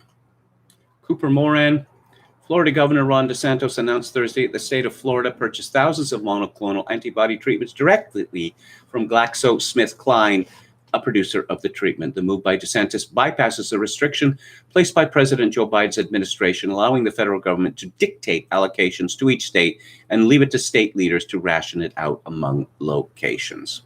At the beginning of the month, the state was receiving approximately 30,000 doses. However, this week, Florida was only scheduled to get 18,000. But because of the move by DeSantis, the state will collect an additional 3,000 doses. Maybe states like Florida should establish their own laboratories. I'm not joking about this, because if Joe Biden is going to attempt to, starve Americans out or die them off by saying, well, no, this treatment is highly efficacious, but we don't like you, so you're not going to get it. Oh, yes, let's talk about the Center for National Resilience. And there's a site called Wikispooks. By the way, this is not a conspiracy theory, okay? This is all true. Melbourne Center for National Resilience in Victoria, Australia, will be built outside the suburb of Mickleham, 29 kilometers north of Melbourne. The plot of land at 135 Donnybrook Road, Donnybrook, good name, is going to be used to build a large camp facility which will be used for mandatory quarantine. The lot is the size of an airport. In 2012, the site used to hold imported animals and plants in quarantine before release in Australia. The cost was $400 million. International construction giant Multiplex won the tender to build the new modular 1,000-bed quarantine facility. Construction began August the 14th. Renders of the design look like a hotel. Yes, it's a concentration camp, but it's the Center for National Resilience. And they're advertising boundlesspossible.nt.gov.au, not a hoax. Center for National Resilience. Grow your career in the Northern Territory with recruitment for hundreds of nursing, allied health, and medical roles underway. Register your interest. Recruitment is underway for approximately 450 dedicated employees to support the expansion of the Center for National Resilience, and then in brackets, Howard Springs Quarantine Facility in Darwin. With a variety of healthcare roles available, including positions in allied health, nursing, and medical, this is a great opportunity to grow your career, experience the territory, and make a real impact, helping Australians returning home, helping them return home by putting them in a concentration camp. And yes, it is a concentration camp, and I don't care that Claire Lehman is going to start pulling her hair out and start weeping. It wasn't the Nazis who invented concentration camps. It was the British during the Boer War against white people called Boers. This is Adam Piggott at pushingRubberDownhill.com, called the Center for National Resilience. Often when I meet people for the first time, the subject will come up of what exactly an Australian like me is doing so far from home. Raping and pillaging, I usually reply, it's a tough gig, but somebody's got to roll up the sleeves and do the dirty work. I must have had Viking ancestors in the past. That would explain my 3 blonde hairs. I get asked how long I've been out of Australia, 4 years so far this trip. I get asked how many years I've spent outside of Australia so far, about 18 years in total accounting. And I get asked when I intend to return. The last question is becoming easier and easier to answer, especially when I view Australia under the prism of a supposed nationwide emergency. The forming of a national cabinet to deal with the crisis, but which directly goes against the Australian Constitution. The closing of state borders during lockdowns, and now the Premier of Western Australia has announced that unvaccinated travelers cannot enter the state, including those residents who are trapped overseas. You want to come home, then you have to get the jab. But all of this is secondary waffle in the wind in comparison to the document which I saw this morning posted up at James's site. And yes, dear resident, we are writing to advise you of an important project happening in Mickleham. The Australian government is working with the Australian government, blah, blah, blah. The facility will be called the Center for National Resilience. The Center for National Resilience, it sure doesn't get much more Orwellian than that. This is the name of which Kim Fats in North Korea would be proud. And this prison, for what this is what it'll be like, well, is for mandatory quarantine accommodation. I suppose that people will presume this will be for all those icky travelers returning from overseas, people like me, but nowhere does it state that this is for travelers. I'm of the opinion that this will be used for Australian citizens who fall afoul of the rules in some manner. Sorry, buddy, it's quarantine for you. Off you go to the lovely Center for National Resilience, where the food is prepared by water-eyed nymphs. of which the sky is always blue and the sun is shining, and where you will, in addition to your quarantine time, receive just a small dose of re-education. But don't worry, it's all perfectly innocuous. Why? Haven't you seen our beautiful name for this wonderful correctional paradise? It simply rolls off the tongue. You will be happy there. Oh, so very happy. If anything sums up the sheer awfulness of the bureaucratic pigsty and police state that Australia has become, this is surely it. This is the gulag, dear friends. You will be marched off there and you will be let out whenever they feel like letting you out. Knowing Australia, they will then charge you for the privilege of being incarcerated. Center for National Resilience. I would have thought, no, this is just too fiendish. No, we can't call it that. We just can't, because people won't put up with it. Well, in Australia, apparently, they will put up with anything. Today is the 30th anniversary of the release the second studio album by the band Nirvana, called Nevermind. And it's a remarkable story, because this album was not supposed to be as big as it became, to put it mildly. I think the record label Geffen said they expected sales about the same level as the latest Sonic Youth record, which was something like 250,000. Instead, the sales they went nuts and didn't stop going nuts for the longest time. And the record is still selling. And it was part of a sort of new age, or a golden age for the record industry. Like, how many records can we sell? Because it used to be a gold record, 500,000 copies. That was good. Platinum, 1 million copies. That was better. Yes, certified diamond by the RIAA in March 1999. That means 10 million copies, and it has never stopped selling. And to say that it caught the record industry by surprise would be an understatement. Suddenly, every A&R man in America or the world was being sent off to Seattle with the brief, sign whoever you can find, which is pretty funny. You've seen that in America in the past, with the British invasion and the garage bands in the 1960s. And I guess you saw it to a lesser extent with punk in the 70s, and then certainly with new wave bands in the 1980s. I suppose the last time that the record industry was really shocked about anything was when Radiohead's album, OK Computer, came out. Because when they heard the record, Capitol Records downgraded their estimate of sales from 2 million to 300,000. Well, it surprised them by selling more than 2 million copies. But, that's why they play the game, right? You don't know how it's going to turn out. But, of course, the record industry doesn't allow that sort of thing to happen anymore, because it's a science. We've worked it out completely, which records are going to succeed and which records are going to fail.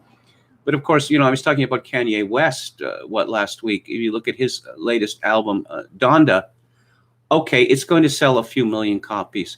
How many millions of dollars were spent making this record? Is this record even going to, make any money?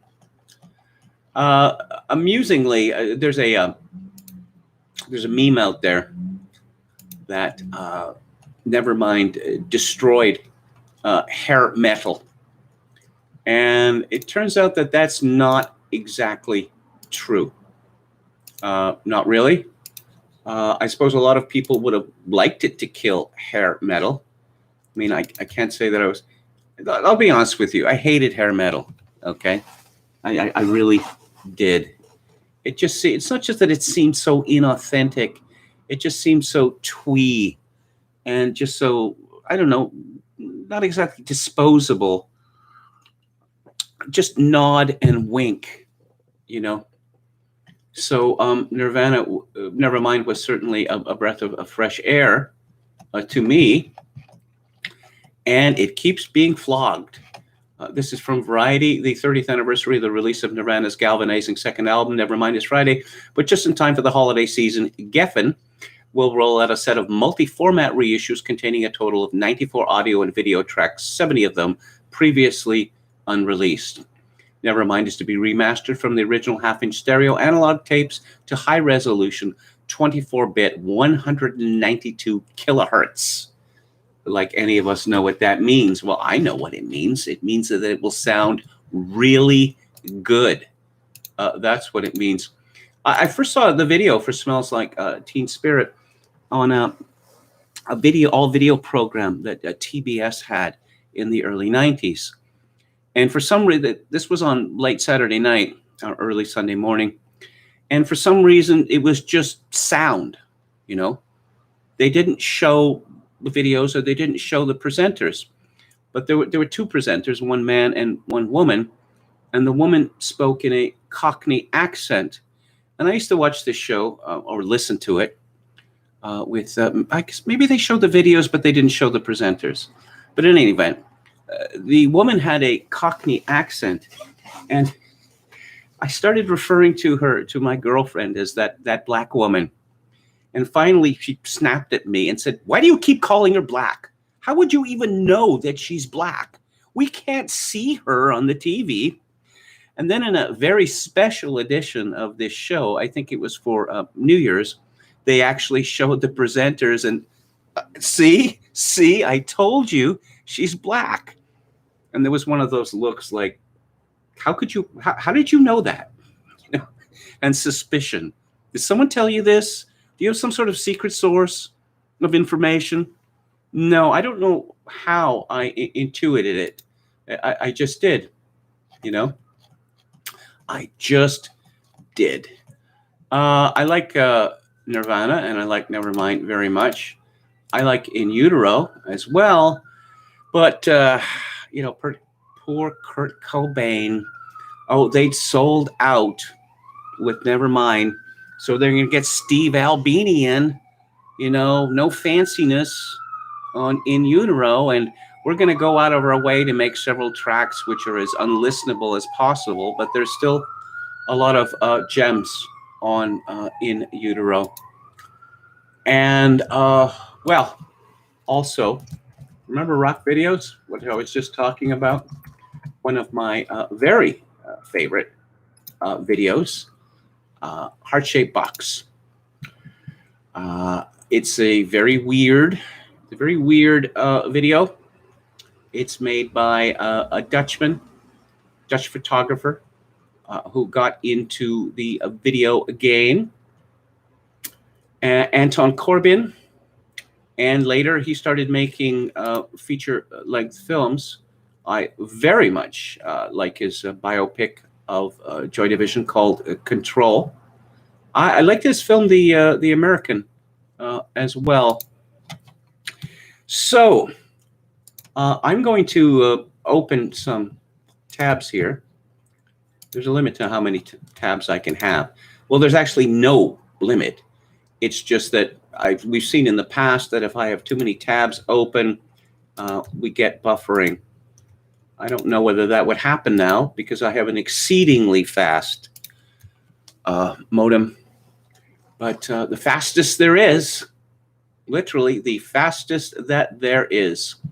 So let's take a look at the chat before I go to the book club. Anwin says I was disappointed by Control. Oh, that's a shame. Joekin666 says, don't like that video. It disturbs me. Brandon Smith says, non-stop sadgasms. Are you the same Brandon Smith that I was quoting earlier in the program? Damn, does Kevin love Marilyn Manson videos too? No, I don't. I don't know. There were a couple of his songs I thought were catchy. The Dope Show, is that one of them? I thought that was a catchy tune. Marilyn Manson, you know, as I said earlier, scared today, gone tomorrow. It wasn't the fakery of it that offended me. It's just, oh, I'm the scariest man alive. Yeah, well, your name is Brian, okay? No sleep till Breezewood says, I hate David Geffen. I hate David Geffen. I think he legit cursed Michael Jackson. Yeah, he also sued Neil Young. Neil Young signed a contract with Geffen saying he had complete artistic control. And then David Geffen said, these albums are shit. You shouldn't be making albums like this. So I want a ton of money back from you, which turned out to be very embarrassing for David Geffen. No Sleep says we got to summon Matt Forney to diss on Kurt Cobain. Pearl Jam, worst band ever. So Chogokin 666. Eddie Vedder was told to go to Seattle to get a record deal, says Brandon Smith. Yes, I remember him from Singles. You see the way that he really cozied up to Johnny Ramone in the last 6 months of Johnny Ramone's life, as if, to let the world know that, I am sort of, carrying on Johnny Ramone's legacy. Kraft mayonnaise is awful, says Oscar Toe. Do you prefer Hellman's? If you weigh 400 pounds, that's a reason in itself to be using a mobility scooter, says Jim Smith. Jogakin 666 wanted health goons and regular goons, great pay and benefits. Brandon Smith says Australia's prison colony origins irony. Well, I forget who. No, apparently it was Clive James who had said that the problem with Australia is not that in the beginning there were so many convicts. The problem with Australia was that in the beginning there were so many prison jailers. Which is pretty witty of him, and there may be something to it. I did quite enjoy that Joy Division documentary, says Anne. LOL, yes, I prefer Hellman, says Oscar Toe. Okay, let's close some tabs, and we will talk.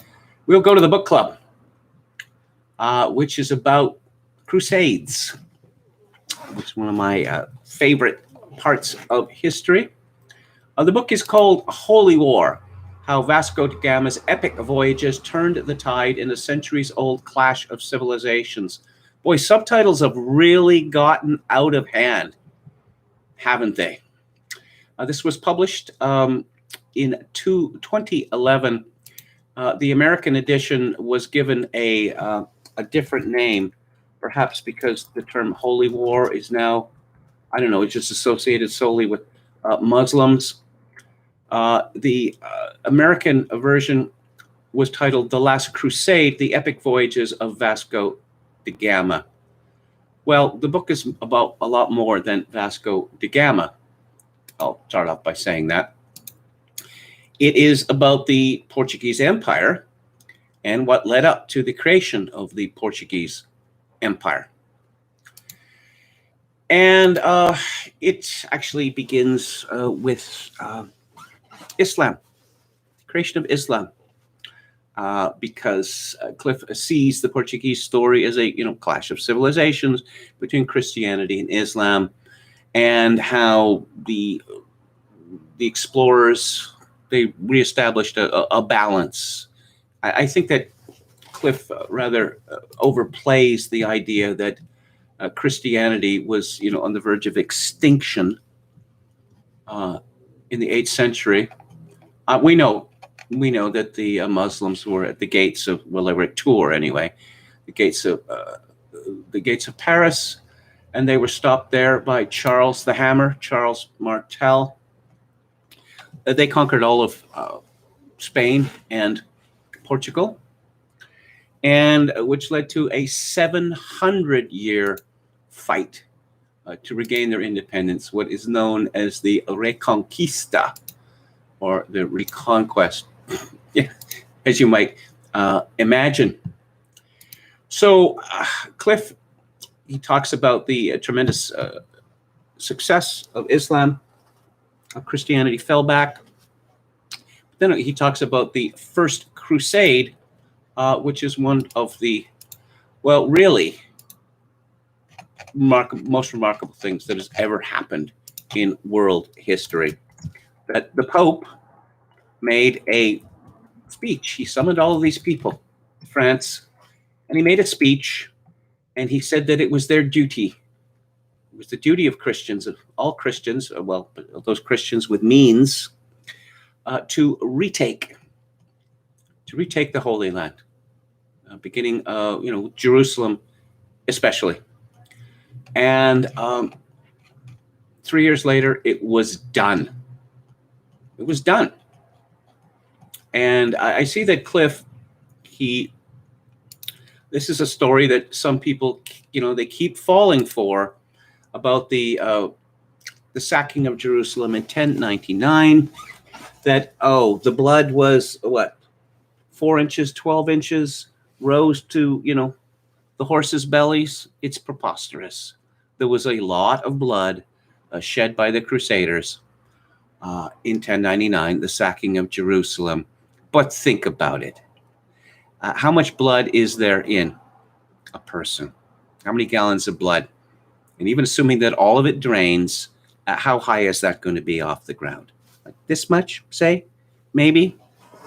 I mean, people, they can't, a lot of writers, they can't resist this. So one of the things that Cliff has done is that he has created, he's written in effect what might be called a potted history of the first, let's say, century of conflict between Christians and Muslims. Now, Piers Paul reads the Templars, which I have reviewed previously on the book club, and which has my highest recommendation, provides a similar potted history of the origins of Christianity and the conflict with Islam. And I think he does a better job than Cliff does. Cliff is a very breezy writer, I have to say, perhaps a little too breezy for my taste, but it's very entertaining. No question about that. In those days, in those centuries, not much was known about the world, or that is to say that people that lived in various parts of the world knew little or nothing about the rest of the world, which led to fables, actually. I'll read from the book. Henry turned back to the sea. That would be Henry the Navigator. Each year, his raiding missions reached a little farther down the Atlantic coast of Morocco, and gradually he formed a bold new plan. Like many educated Europeans, he was well aware of the insistent rumors that a fabulously rich gold mine was located somewhere in the depths of sub-Saharan Africa, a vast region that the Portuguese called, after its Berber name, Guinea. One widely influential map, the Catalan Atlas of 1375, pictured a Muslim trader on a camel approaching the fabled emperor Mansa Musa at his capital, Timbuktu. The heavily crowned Mansa Musa holds out a huge nugget of gold and squats on his throne over the heart of the continent. So abundant is the gold which is found in this country, reads the legend on the map, that he is the richest and most noble king in the land. The fascination was understandable. Europe had almost exhausted its own gold mines and was desperately short of the bullion it needed to keep its economy liquid. 2/3 of its gold imports arrived in bags slung over camels that had trekked across the Sahara Desert. Yet Christians were almost entirely excluded from the African interior. Tapping the gold at its source, Henry envisioned, would bring a double boon. It would enrich his nation, and it would impoverish the Muslim merchants who benefited most from the trade. Now, I have to say that, there's a lot of people to this day who hear the name Timbuktu and they think, well, this is obviously made up because it sounds to us so comical. Well, it is not made up. And Mansa Musa was a real emperor who had a vast domain, and the gold companies are still there. The Westerners have moved in great numbers to tap the gold, which still comes from their mines. The location of the mines, though, remained a closely guarded secret, and mounting frustration inevitably gave rise to a flurry of wild speculation. From the 14th century, Europe's map makers began to draw an enormously long river that virtually bisected Africa from east to west. The river was named the Rio del Oro, or the Gold River, and halfway across the continent, the maps showed it dividing around a large island that resembled the navel of Africa's torso.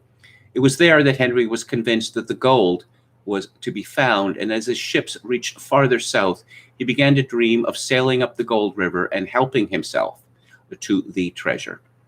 There was one glaring obstacle. On nearly every world map, the Atlantic was a small puddle of blue to the left, and beneath it, the African landmass ran off the edge of the page.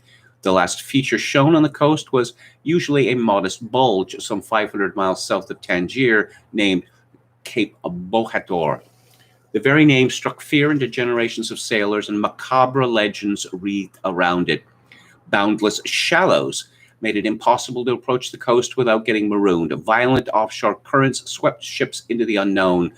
Fiery streams ran into the sea and made the water boil. Sea serpents were waiting to devour intruders. Giants would rise up from the ocean and lift a ship in the span of their hand. White men would be turned black by the searing heat. No one, it was widely believed, could pass the Cape and live to tell the tale. Well, it turned out that it was all made up, and maybe it was made up by the local peoples in order to prevent, to keep strangers away. Of course, this leads to the legend of Prester John. Somewhere far overseas, age-old stories told, was a lost Christian empire of fabulous wealth and power. Its ruler was known as Prester John. The word Prester comes from the old French prestre, or priest, but John was no ordinary ecclesiastic.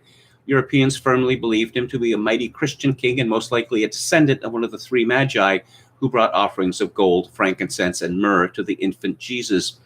Centuries of speculation had endowed the Prester's kingdom with any number of marvels, including a fountain of youth that kept him alive through the centuries, a mirror in which the world was reflected, and an emerald table illuminated by precious balsam burning in countless lamps, at which he entertained 30,000 guests. In an age when Noah's lifespan was an accepted fact, Prester John's superannuated existence seemed perfectly plausible, or at least it validated Western Christendom's dreams of universality. The story of Preston John was not just a fabulous popular fable. It had grown out of a string of rumors, frauds, and half-understood truths, but many powerful figures, including a succession of popes, took it at face value. The known facts are these. In 1122, a man who announced himself as John, Bishop of India, had presented himself to the Pope and had described his land as a wealthy Christian realm. Two decades later, a German bishop reported the news that an Eastern Christian king was at war with Iran. According to his informant, he added the king was called Prester John and carried a scepter fashioned from solid emerald. So the location of Prester John, it shifts several times over the years. That, Mongolia, India, Ethiopia. I suppose Ethiopia would have been a good bet because it was known that Ethiopia had been a Christian country before being, largely overrun by the Muslims, and Ethiopia was essentially cut off from the world for hundreds of years. Cliff explains that there had been attempts to ally Western Christians with the Mongols, because the Mongols were ferociously anti-Muslim. But this did not work. The Christians insisted that the Mongols they be converted to Christianity, and this is where I have a problem with Cliff. That he makes the argument that, that the differences between Christianity and Islam are essentially trivial, as they are both people of the book. Well, I just don't believe that to be true. I don't believe that they have much in common, except that, as a Canadian author once wrote, it's funny reading the Koran, that it seems that whoever wrote it seems to have nicked the best bits from both Judaism and Christianity. Also, Cliff really deprecates the religious fervor of the Crusaders, of the Portuguese. Oh yes, they were in it for plunder. That's why soldiers were soldiers in those days, aside from any particular, religious convictions, say, because soldiers, as a rule, weren't paid. They were paid in whatever they could steal. And when you're asking soldiers to risk not just death, but being maimed, disfigured, being taken as a slave, being foully abused, sodomized, say, typically by Muslims, they expected a great reward. It's amusing to me that, oh, yes, the Christian Crusaders were in it for plunder. Oh, unlike our noble public servants today, how is it that Tony Blair is now such a rich man? How is it that Bill and Hillary Clinton are such a rich couple? How is it that Barack Obama is slated to become the first billionaire ex-president? This can only be regarded as plunder, even ex post facto, if you like. Of course, Henry, the Navigator, his early dreams of making a fortune off Africa, it came to naught for various reasons. But then there was a change in his mission. 1454, slavery in Guinea. And it's a sad story. In Portugal, the rumblings of rebellion had become impossible to ignore. Henry's colossal outlay of money and men seemed to be leading nowhere. The descent was stilled by the arrival of a commodity nearly as valuable as gold: human beings. Henry's first full-fledged slaving mission sailed out in 1444 and brutally attacked the peaceful fishing villages of Arguin Island, just off the midpoint of Africa's western bulge. Setting out under cover of night in small boats, the soldiers sprang on the islanders at dawn with lusty cries of Portugal, St. James, and St. George.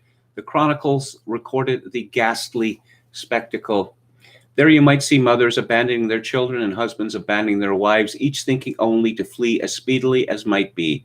And some drowned themselves in the sea, others sought refuge in their huts, others hid their children under the mud, thinking that thus they might conceal them from the eyes of the enemy, and that they could come to seek them later.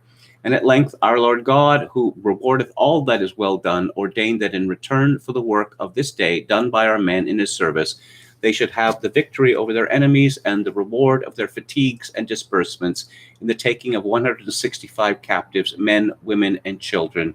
And of course, many were to follow. Gomez Eanes de Zonera eyewitness confessed that he was moved to tears. For some kept their heads low and their faces bathed in tears, looking upon one another. Others stood groaning very dolorously, looking up to the height of heaven, fixing their eyes upon it, crying out loudly as if asking help of the Father of nature. The mothers clasped their children in their arms and threw themselves flat on the ground with them, receiving blows with little pity for their own flesh, if only they might not be torn from their children. Henry looked on contentedly. He had answered his critics. If he had not found fields of gold, he had earned Portugal a place among the major slave trading powers of the world. This is a big story with many great characters. I haven't even mentioned Vasco da Gama yet. But I'll just say that Cliff succeeds in making us feel considerable admiration for the Portuguese, despite their flaws. I'm a little miffed that he continually carries on about luck, that the Portuguese were lucky. I mean, it would be difficult to speak of any expedition, an expedition of discovery, a military campaign whose success was not to a very large extent determined by luck. And this is true. Well, let's look at political campaigns. I've long believed, based on my experience in reporting on them, that when it comes to who wins and who loses elections, it is not so much a question of how good you are, it's more of a question of how bad the other guy or guys are.